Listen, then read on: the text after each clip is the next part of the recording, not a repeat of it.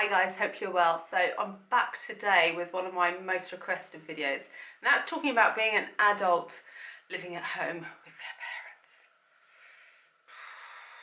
So if you told me when I was a teenager that at this age I would still be living with my parents, I would have been horrified for a start and wonder what the hell had gone wrong with my life. But actually, because of the way things are today, it's not as uncommon as you'd think.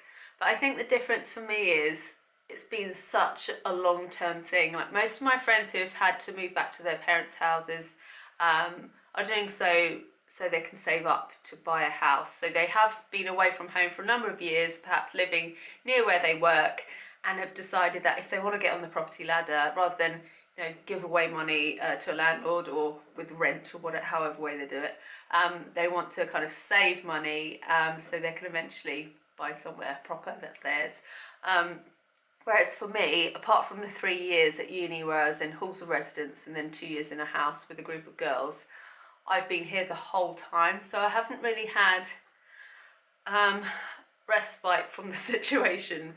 But there's a lot of people that are having to do it and may have to do it indefinitely. It can be because you're not in a position to make enough money or not enough regular money to be able to afford rent. Perhaps the location of where you're based means that you can't afford to buy or rent somewhere. Perhaps you're chronically ill or mentally ill and you need care and you can't afford private care, and you need to rely on family members or friends. There's a whole host of reasons why you might be having to live with your parents. I just thought it'd be good to open a conversation so anyone else that's in my situation can vent and rant below in the comments if they want to, and they might be able to nod along at some of the things that I talk about that make this situation difficult and frustrating. And you might remember a video where I was telling you about why I wasn't in my normal filming location, and it's because things got a bit fraught and tense here. I never went into detail, but it can get pretty, I don't know what I guess intense is the right word. You know, when you're a child, the hierarchy is that you're the kid and they're the parents, and it's very clear that they set the rules and you should, most of the time, follow them, and if you don't, there are repercussions. But when things even out and you're all adults living together, suddenly it throws in some difficulties in terms of what's acceptable to say to each other. Are you allowed to argue if you don't agree with their point? Are you allowed to stand up for yourself? Can they still talk to you as a child because you are still their child and you are under their roof, but at the same time you're a fully fledged adult with your own opinions, your own life, your own schedule, everything else? So I think that's something that is quite a common reason why it can get confusing and difficult, and you don't know actually whether you're in the right or the wrong. And an incident that led to me moving out for a bit and staying in my friend's house while she was in holiday was that I decided to stand up for myself about something, and I did so in a very fair way, and other people thought I was well within my rights, but it didn't go down well. And it's tricky because these moments happen quite a lot, and most of the time I just suck it up and I stay quiet and I just toe the line, shall we say. In my mind, I'm so grateful that I am lucky enough to have parents that look after me so well, that have a roof over my head and make sure that I'm always okay and would never be in any financial danger as such. Even though I'm not exactly rolling in money, I know they would never allow me to get to a point where I was in a bad situation in any sense of the word. And so for me, I want to try and be respectful where possible. So that's the reason why I haven't got tattoos done, because I'm still under their roof and I know they hate them. So I'm like, out of respect, I won't do that now. That's something I can do once I eventually leave. And there's things like that happening on a daily basis, some small things, some bigger things that I am kind of not doing, and in a sense probably hindering my happiness because I'm not doing them, in some cases at least. One of the constant issues with me and Si is that if there's something we're not happy with in terms of the way they're behaving, or something we're not happy with in terms of what they're doing in the house, I'm talking about my parents here, we don't feel we're in the position to say anything about it, or worry that if we do, that they could just be like, well, get out if you're not happy with it and leave, and they'd be well in their rights to do that. So because we don't sometimes say how we're feeling about stuff or say what we're not happy with, that obviously builds up, and this tension and this frustration boils and bubbles and eventually explodes. And it doesn't necessarily explode on the right person. What I'm saying is we end up taking it out on each other. Now, in some ways, the fact that Simon's here with me, my boyfriend, it's easier because even though we can't tell the people that we should be telling that we're not happy with something, we can at least vent to each other and go, oh, it's so annoying when they do that, or why do they always say that? You know what I mean? Si feels particularly stifled in terms of saying what he really thinks, because he's very aware that he's a guest in this house. They have no legal obligation to make sure that he's all right, and he doesn't really have a leg to stand on in terms of if he's not happy with something in the house. They definitely have every single right to be like, well, you know where the door is, mate. Even though things get to him, even though things drive him insane, he also deep down really appreciates that they're putting him up and giving him a roof over his head. I'm not going to dwell on this point too much, because obviously not all of you are in this particular situation, but as I said, Si lives here and we basically live out of a bedroom, and the lack of privacy is a really tricky thing if you're trying to have a loving and romantic relationship. Obviously our bedroom, basically our home, is, I don't know, a few meters away from my parents' bedroom. The house is one that's, although not open plan, it definitely has that feel. You can hear noises wherever you are in the house. You know which room people are in. It's very hard to have a private conversation in this house or be far away from anywhere because of just the layout of it. It's quite compact. And so in terms of maintaining a healthy relationship in a certain way, it's nearly impossible, because you never feel relaxed, you can never let go, you never feel free, and you can't even have a proper argument, because if you scream and shout at each other as much as you want to, maybe need to at that point, you know other people in the house will hear it, and then it creates a weird atmosphere and makes everything just awkward for everyone. So yeah, it's really, really tough. And this week I was actually reminded of another thing that I find personally particularly difficult to deal with, and that is privacy in terms of intimate stuff, in terms of health stuff. So my dad's OCD, but he's also just very vigilant when it comes to recycling and tidiness and everything being where it should be. And so even if I've kind of sorted out my rubbish in terms of cardboard, plastics, etc., he still will go through the rubbish. So if you have a letter of a private matter, I shred those now because I've made that mistake, but anything like medical, like any instructions or packets or packaging from medical stuff that you might have taken, condom wrappers for example, all these sorts of things, you've either got to hide in something, which I've tried but then he still finds it, or you've got to like hide it somewhere in your room, and next time you leave the house put it in a bin outside in the street that you go to, in the high street or wherever you go to next, just so it's not somewhere that can be routed through and found. And I just find that lack of privacy about things that I don't necessarily want to share with my dad really tricky. And even like my contraceptive pill, I sometimes have it in the kitchen just so when I go to make breakfast I'm reminded to take it. And if I've missed a day for whatever reason, my dad will have written on a biro with an arrow, you need to take this day, or write a note next to it. And my dad just kind of commenting on my contraceptive schedule just makes me just feel not right. And I've actually asked him not to do that, but he still does it. Just little things like that. They're not big deals, but when there's a few of them and you're already feeling a bit irritated, claustrophobic, feeling a sense of lack of independence, they just grate on you, and it just builds up and gets worse and worse and worse. Imagine throwing in some bad hormones and you can imagine how stressed you feel. And then I think another thing that's tricky, it's really hard for the parents, like I said earlier, to work out what's acceptable in terms of the way they interact with you, the way they treat you. And sometimes it may involve them going against what's natural to them, because obviously they're parents, they've got that nurturing, protective, paternal, that's what I'm looking for, paternal feelings towards you.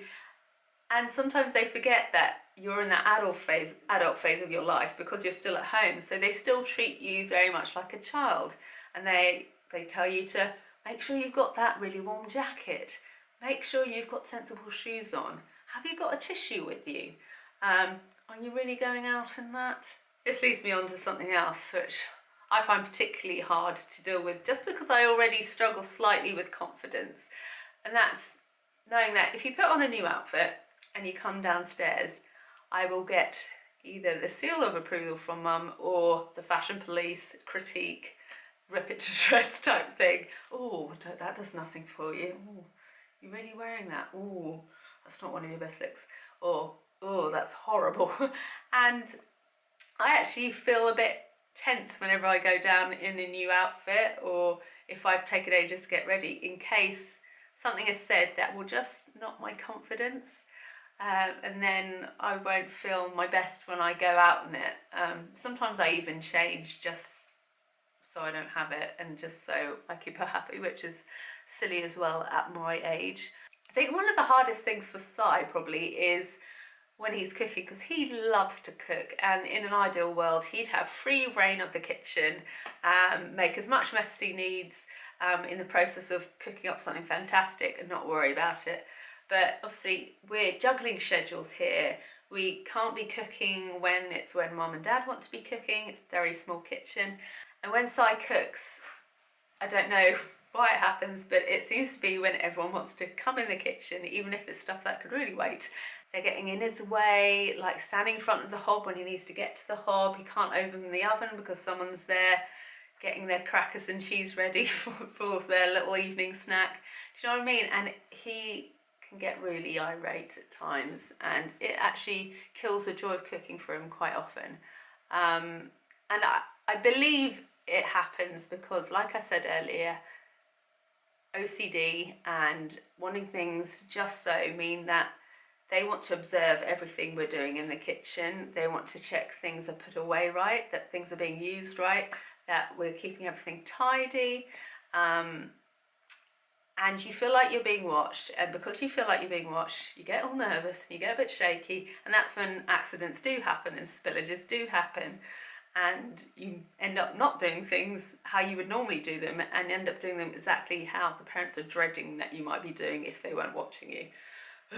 I think a big thing for me as well is that I don't have a space that I can use when I want and exactly how I want it. Like, I can't have friends over here, that I don't have a lounge area that I can just relax with friends.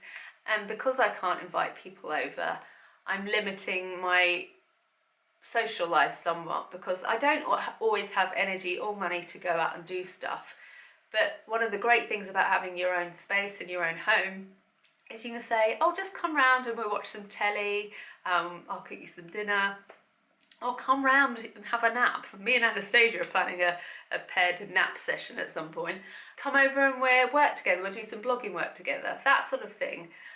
And we just can't do that here, because we can't sit in the lounge, because my parents will be there and they have their set schedule of TV shows, and the people coming around don't necessarily want my parents to hear the conversations they're going to have. I've talked about the difficulties of working at a house that is your parents' many times, and specifically this house, so I won't go too much into that, but it is hard, because if it was my house, like I said, I can use the space how I want. If I want to have a backdrop up and my tripod and a million lights up, I can, but because it's not my home, you've got to factor in how that will affect other people.